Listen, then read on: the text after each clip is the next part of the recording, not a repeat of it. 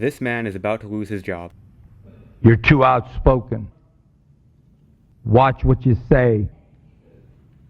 Shut up about the Reno case. I'm not going to shut up. In its 235-year-long history, only 6 members of the House of Representatives have ever been expelled. John B. Clark, John W. Reed, and Henry C. Burnett were all kicked out in 1862 for supporting the Confederacy. Then there's Michael Myers, removed for corruption. And more recently, there's the infamous George Santos, expelled for fraud. And then there's James Traficant. Traficant is, without a doubt, a criminal. But, despite the evidence behind his charges and the near unanimity that he was expelled with, his constituents loved him. He managed to maintain support for 17 years using his brash, unfiltered, and sometimes entertaining style. Hey, who does that remind you of?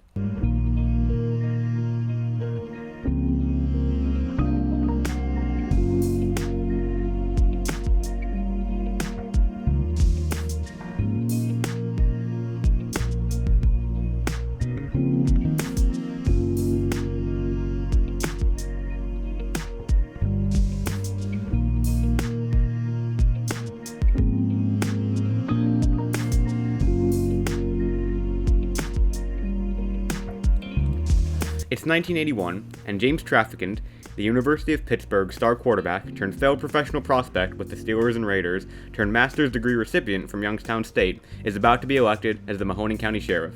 And boy, does he have his work cut out for him. And they were hoping that it will start to put a little bit of pressure on these people on the south side of Youngstown.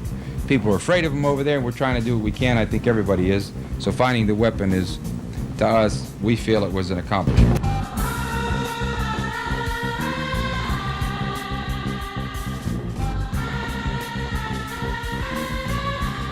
The nickname Murder City, USA was not given to Youngstown as a joke. As industry and jobs moved out in the late 70s and early 80s, crime moved in, and James Traficant claimed that he was the man to fix it. Traficant's political career was a product of the Rust Belt, just like Trump's. While he did win key Sun Belt states like Florida, the bulk of Trump's success in 2016 came from Rust Belt states like Pennsylvania, Michigan, and Traficant's own Ohio. In Youngstown and Mahoning County, the once proud steel industry had collapsed by the 1980s. The city became derelict and dangerous, and local politicians couldn't provide any solutions or easy answers. At the height of this industrial collapse in Youngstown, and the Midwest as a whole, Traficant would win his first election, and, decades later, Trump would win his. Traficant by promising to clean crime town of criminals, and Trump by serving as an alternative to the establishment politicians who had failed Rust Belters for decades. As sheriff, Traficant would have some success taking on organized crime, and would do some admittedly good things, like refusing to evict unemployed homeowners. But he would encounter one of his soon-to-be very many controversies in 1983 when he was charged with taking bribes. I won't go deep into this case, since there are sources that can explain it much better than I can, but I will say that Traficant, without any legal representation, successfully got himself acquitted, being the only person so far to escape a RICO case without a lawyer. This trial didn't hurt his reputation whatsoever, and would only help him launch his congressional career in 1985, where he would argue the very same issues that a certain orange president would. How much worse can it get? They're already cleaning our clock. Tell me, they can hire people at 17 cents an hour, even 35 cents an hour. They have some people that are in prison that are producing goods that are being exported to America. There are plenty of complex causes for the American industrial collapse of the late 20th century, but one of the easiest go-tos is trade. A significant amount of manufacturing jobs were lost due to foreign outsourcing, so it naturally follows for a lot of people that trade deals are the major cause. Both Trump and Traficant framed trade as the reason behind America's industrial woes, and scared voters with alarming figures of trade deficits. America is losing. Our trade deficit with Japan is at record levels. Trade deficit with China will exceed $50 billion. Trade deficit with Canada, $22 billion. And Mexico started out as a $2 billion surplus. It's now a $20 billion deficit. China, in particular, is framed as a threat, being seen as an adversary that needs to be isolated and avoided. We are the piggy bank that everybody likes to take advantage of or take from, and we can't let that happen anymore. We've been losing for many years anywhere from $300 billion to $500 billion a year with China and trade with China. We can't let that happen. Even our trade program bears a label, Made in China. What's even worse, China considers America the enemy. Regardless of what you think of trade and tariffs, they aren't the only factors in this issue. By making it seem otherwise, Trump and Traficant were able to distract from other causes that they'd rather not deal with, while in the process antagonizing other countries. Trade wasn't the only way these two targeted foreigners, though. I urge you to put our troops on our border. And I think anybody who jumps the fence shouldn't be made a citizen. They should be thrown out.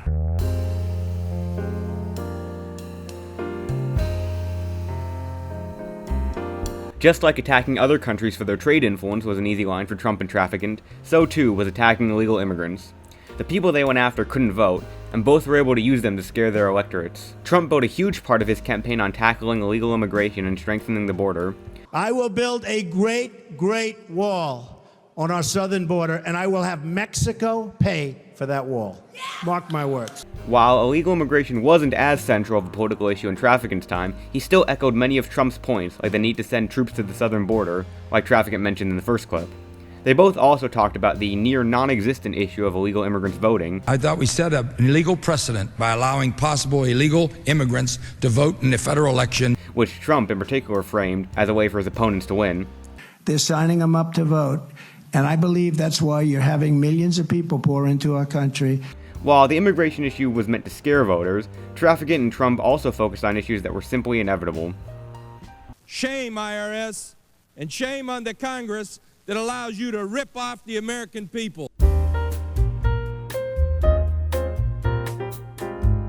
Nobody likes taxes, and being against them as a politician is an easy way to buy support.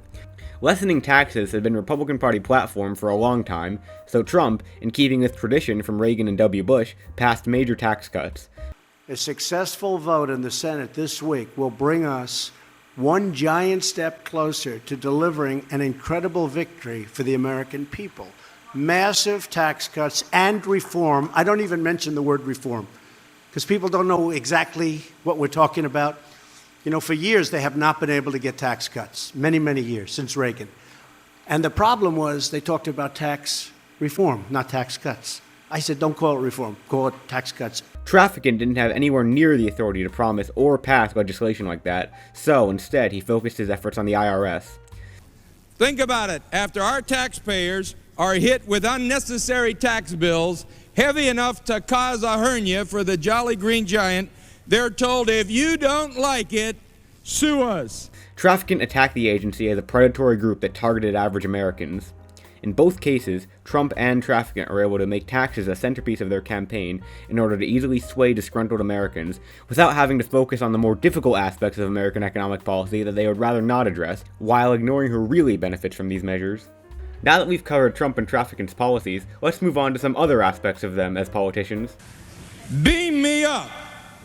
Now, I've heard of high fives, back slaps, butt slaps, but ladies and gentlemen, this takes the family jewels.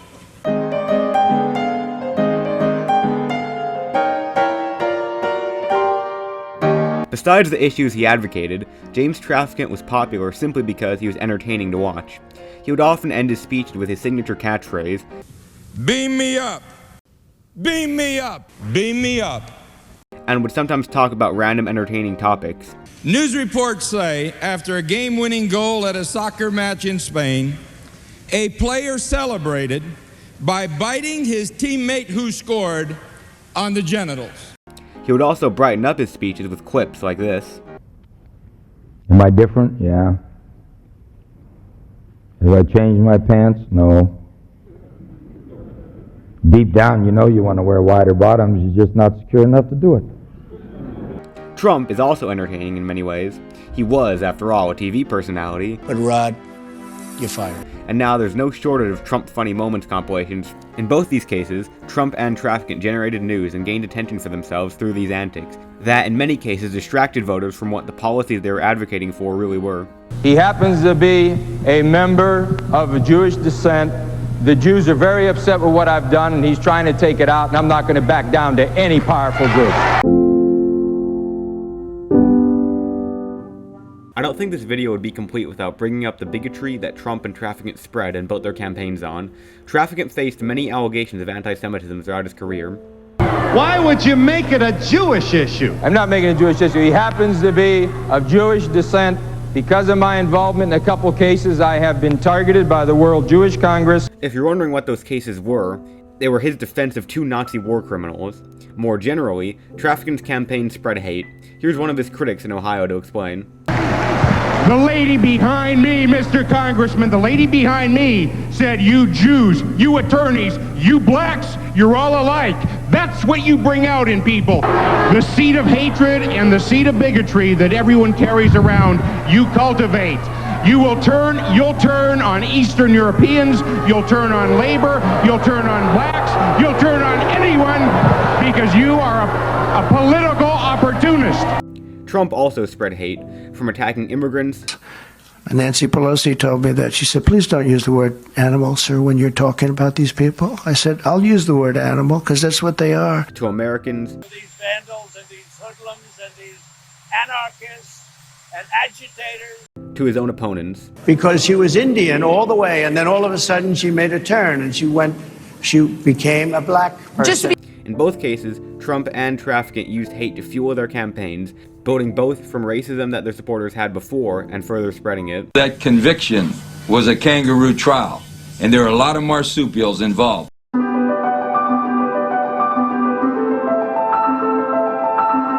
In 2001, a grand jury indicted James Traficant on charges of racketeering, bribe-taking, and tax evasion. I once again won't go into the details of this case, and I'll have the resources in the description. Unlike his 1985 trial, Traficant wouldn't get away with his charges this time, and would be convicted in April 2002, and expelled from Congress by July. Traficant would maintain his innocence the whole time, and long after this case, claiming that he was being targeted by the federal government. And that I was a target of the administration. I've been the target of administration for a long time. Because I disagreed with President Clinton. Trump treats his cases very similarly. His narrative since his first indictment was that the Biden administration was after him and was trying to hurt his campaign through the charges. They should drop these partisan witch hunts, which I have been going through for approximately 8 years. And they should do that without delay and allow an election to proceed that is worthy of our people. We're going to win it anyway, but worthy of our people. In both cases, Trump and Traficant would deny any blame for their cases, and would build a reputation for themselves as martyrs who sacrificed everything and allow themselves to be targeted for their people, regardless of the truth behind their charges.